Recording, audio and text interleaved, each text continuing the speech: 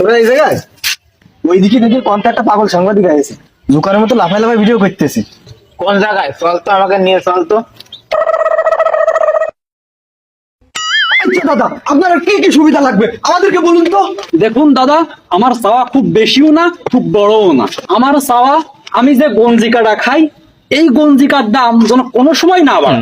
বাংলা মাল, ইংলিশ মাল আর ওই ফরেন মাল এইসবের দাম বাড়লে আমার কোনো সমস্যা নেই, কিন্তু আমি যে শুকনো মালটা খাই, মানে যে গাঁজাটা খাই, এই গাঁজাটার দাম বাড়লে কিন্তু আমি মেনে নেবো না। শাহবাগে কঠোর আন্দোলন কর, সচিবালয় ঘেরাও কর।